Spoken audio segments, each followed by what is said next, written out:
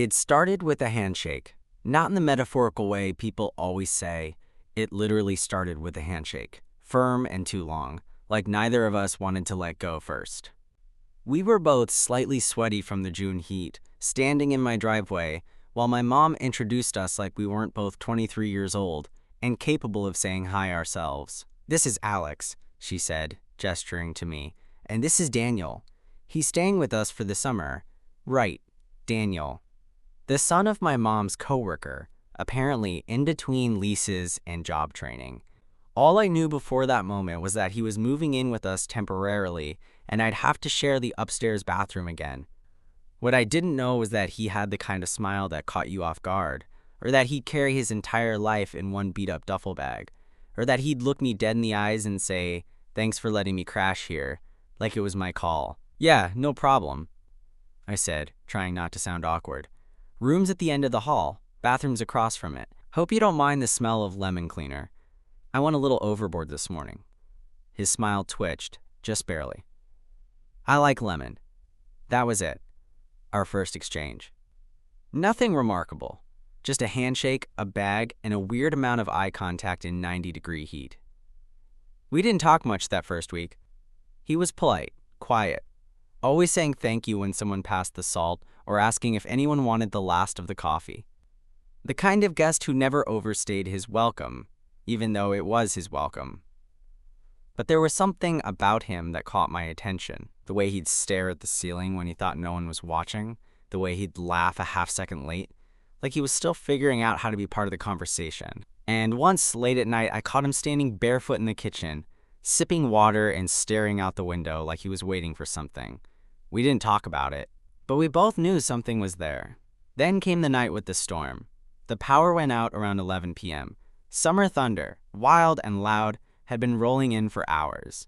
I was half asleep in bed, earbuds in, when everything went black and quiet, except for the knock on my door.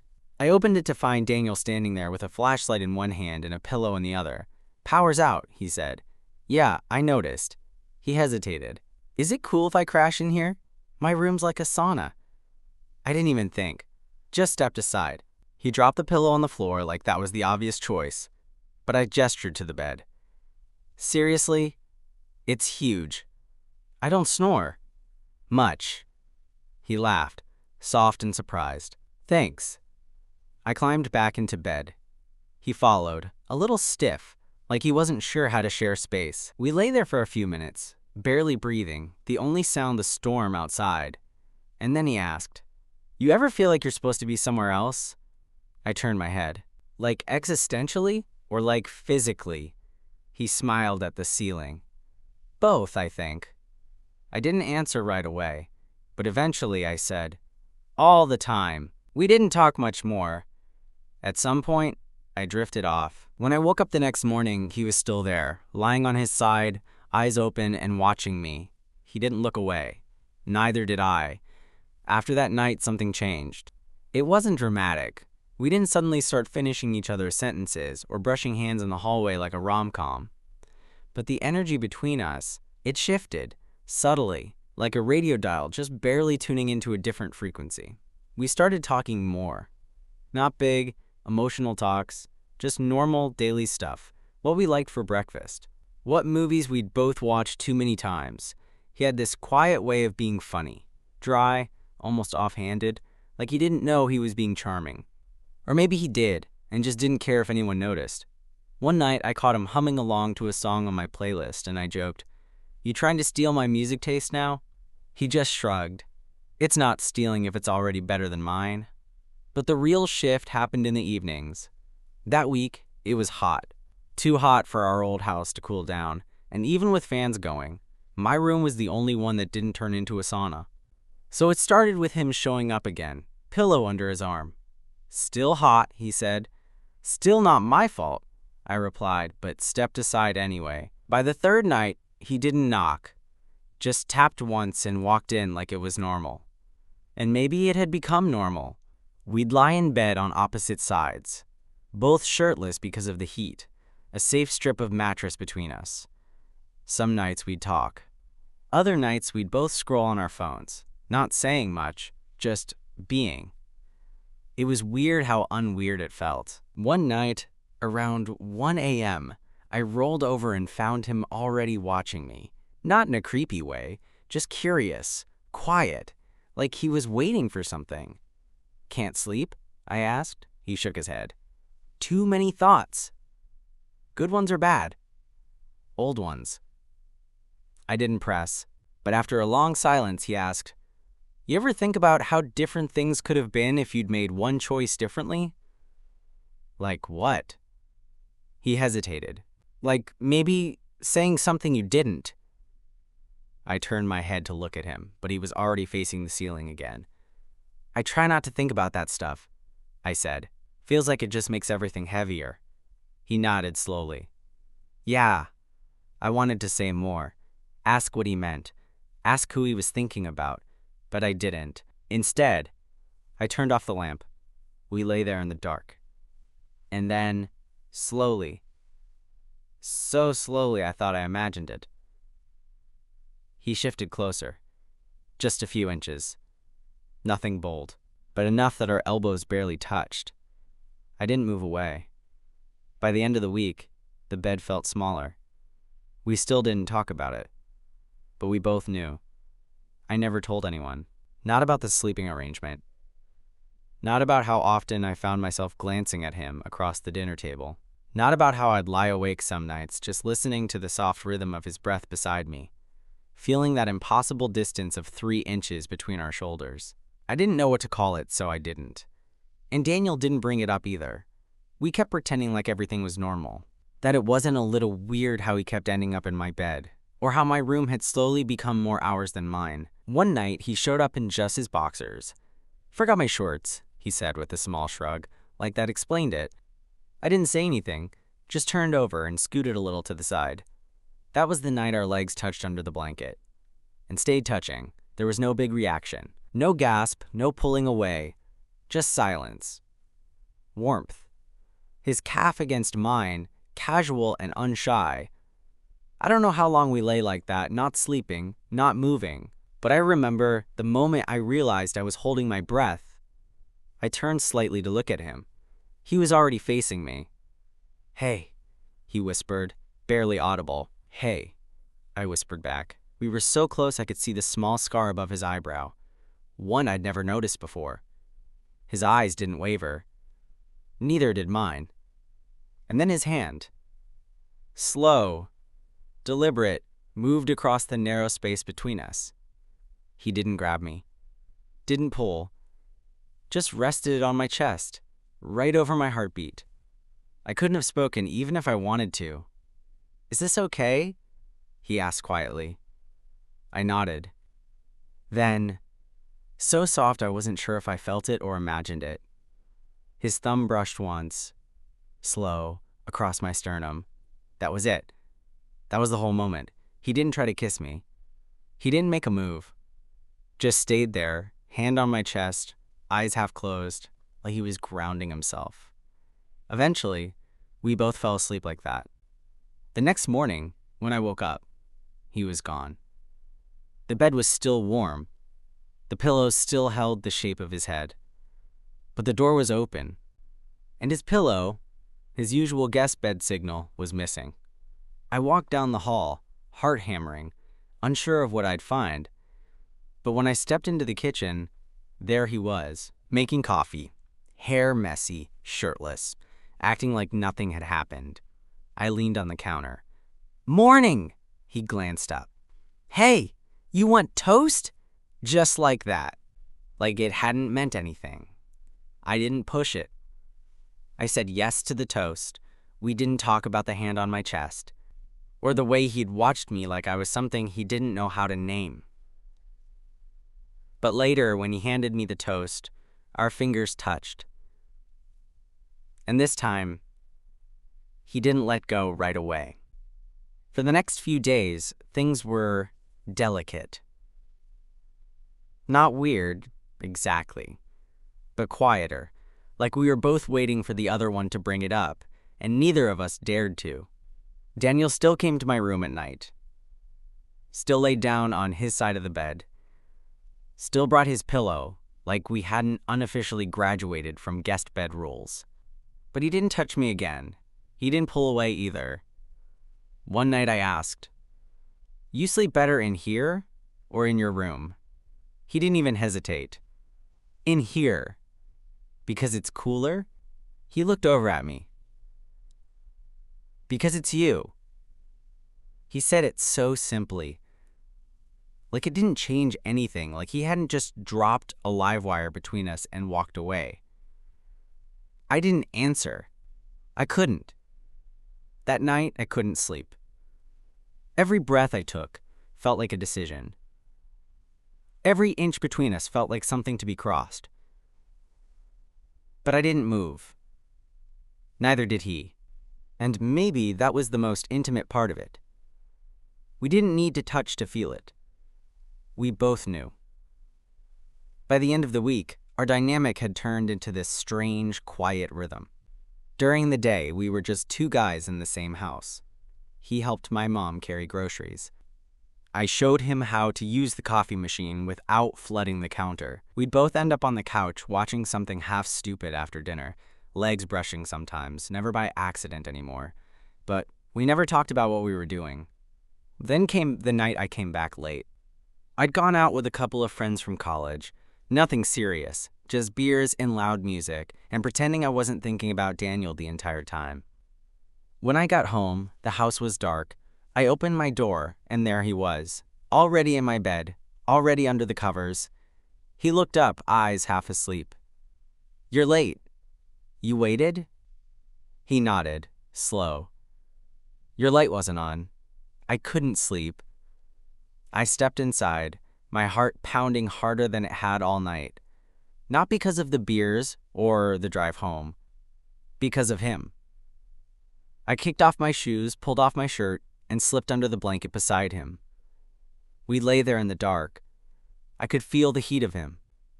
The space between us was tighter than usual, just enough room for tension. I thought he might reach for me, but he didn't. And I didn't either. But his breathing changed, slowed, evened out. He didn't touch me that night, but he didn't leave either. And that meant something. The next morning, I woke up to find him already awake. He was watching me again, same as before. Only this time, he smiled when our eyes met.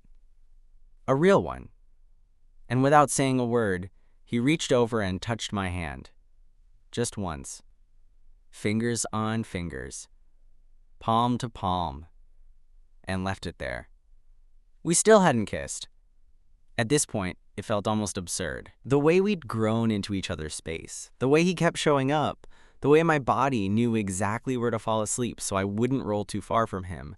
It was all there. But we hadn't crossed that line. It was like we were circling something. And maybe we both liked the circling, the slow build, the quiet certainty. But one night, it changed. It was a Tuesday. Nothing special. We'd spent the evening on the back porch, barefoot, drinking iced tea, and listening to the cicadas. The air was sticky and warm, but not unbearable. The kind of night that wraps around you like a memory you're about to make. Daniel had his feet propped on the railing. I was lying back in a chair, watching the sky darken, listening to the hum of nighttime things. "You ever think about leaving?" he asked suddenly. "Leaving what?" "This town. This life. Just disappearing." I glanced over. His face was calm, but his fingers were picking at the label of his glass. "Yeah," I said. "Sometimes." He nodded. "Me too." There was a long silence. Then he added, "I used to think I was broken, like there was something wrong with how I felt things." I didn't answer. I let him talk.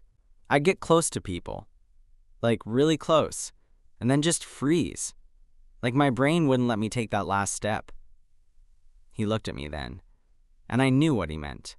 "I used to think that meant I didn't actually want it," he said. "But now I think it just meant I didn't trust that I could have it."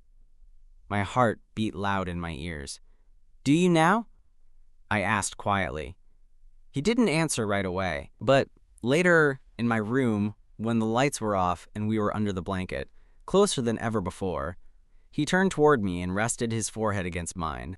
I could feel the words he wasn't saying. And I didn't ask him to say them. I just let them live in that space between us. We still didn't kiss that night, but his hand found my waist under the blanket, held it, stayed, and that was louder than anything he could have said. The kiss didn't happen like I thought it would. It wasn't dramatic. There was no music, no thunderstorm, no perfectly timed line that led us there. It just happened. It was a Thursday afternoon. We were folding laundry. That's how boring it started. My mom had dumped a load of clean towels on the couch before heading to work, and I offered to help finish it. Daniel was already sitting there, flipping a towel like he had a grudge against it. "Do you even know how to fold?" I asked, teasing. He grinned. "I'm improvising." I took the towel from his hands and started showing him the basic fold. Half, then half again, then thirds. He watched, biting the inside of his cheek to keep from laughing. "That's way too precise." "It's called being an adult," I said. "Oh, is it?" He leaned in a little, close enough that I could smell the soap on his skin. I meant to push him back jokingly, but I didn't. Neither of us moved. It wasn't even romantic, not in the obvious sense. It was comfortable, too comfortable. He looked at me. I looked at him. And then it happened. He kissed me. No warning, no lead-in, just a slow, sure press of his lips against mine, like he'd been rehearsing it in his head for weeks and finally decided to see if it fit in real life. I froze, not in fear, in disbelief. And then I kissed him back. It was slow, warm, familiar in a way that made my chest ache. When we pulled apart, he didn't say anything. He just sat there, blinking at me like he wasn't sure he'd actually done it. I was the first to speak. "Well," I said, "your towel folding still sucks." He laughed, relief all over his face. It wasn't a big moment, but it was ours. And something shifted after that. Not in a way that needed defining. Not yet. But there was less hesitation. He touched me more. Shoulders, back, hand on my knee when we watched TV. Nothing dramatic. Just more. Like now that we'd crossed that line, he didn't want to go back. And neither did I. That night, he kissed me again in bed. Softer this time. Slower. Like he was afraid he'd imagined the first one. But I kissed him back. Again. And that's how we fell asleep. Breathing the same air. No space between us. It would have been easy to keep it casual. To pretend we were just two guys who kiss sometimes. Shared a bed because of the heat. Touched each other like it didn't mean more than comfort. But it did. And the longer it went on, the more obvious it became. We weren't just friends anymore. We weren't pretending to be. One morning, I found him making eggs in the kitchen, shirtless, music low on his phone.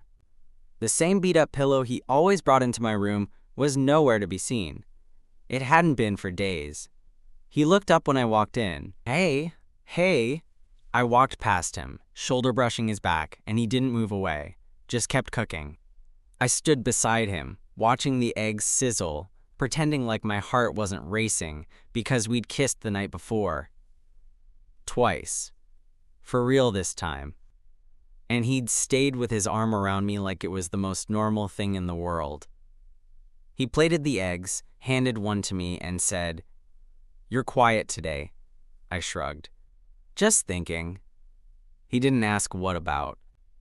But later, when we were back in my room, when he was lying on his stomach and I was sitting on the edge of the bed, trying not to say too much too fast, he looked at me and said, "You don't have to be careful around me." That hit harder than I expected. "I'm not being careful," I lied. He raised an eyebrow. I looked down. "Okay, maybe a little." He rolled onto his side, propped himself up on one elbow. "Why?" "Because this feels like more than I was expecting," I said. "And I don't want to mess it up." He watched me. Not smiling. Not frowning. Just there. Present. Then he said, "Me neither." I think he was always waiting for me to say it first. To call it what it was. That night, when we were lying in bed, and I rolled over to face him, I said, "This thing, whatever it is, we're in it together, right?" He nodded. Then he reached out and touched my face, his thumb brushing just under my eye like he was memorizing me in low light. "Yeah," he said, "we are." Daniel moved out in early August. That had always been the plan. He never pretended otherwise. The lease on his new place was ready, the job training was finished, and he packed everything back into the same beat-up duffel he'd walked in with. But this time, it didn't feel like goodbye. We stood in the driveway the same way we had 2 months earlier, sweaty, tired, and not quite saying everything we meant to. Only this time, there was no need for a handshake. We hugged instead. Longer than we should have, maybe. My mom came out and hugged him too, then went back inside to let us finish up. He leaned against the driver's side door of his car, thumb hooked in his pocket, looking at me like he was trying to take a mental photo. "I'll still be around," he said. "It's not like I'm moving across the country." "I know, and you still have my pillow," he added, smirking. I rolled my eyes. "You left it on purpose." "Maybe." I looked down at my shoes, then back up at him. "You good?" I asked. He nodded. Better than I was. We were quiet for a second. Then I said, "So what do we do now?" He stepped closer. "Not all the way. Just enough." "Whatever we want," he said. "Dinner, weekends, sleepovers that aren't because the AC sucks." I laughed. "You trying to date me now?" His voice dropped a little. "Would that be so bad?" I shook my head. "No, that'd be pretty great, actually." He leaned in and kissed me, slow and soft, just once, not rushed, not uncertain, just real. And then he pulled back, got into his car, and started the engine. I watched him drive off, then turned and walked inside, already grabbing my phone to text him. It didn't feel like the end of something. It felt like the start. And when I got to my room, the bed didn't feel too big. It felt like it was waiting.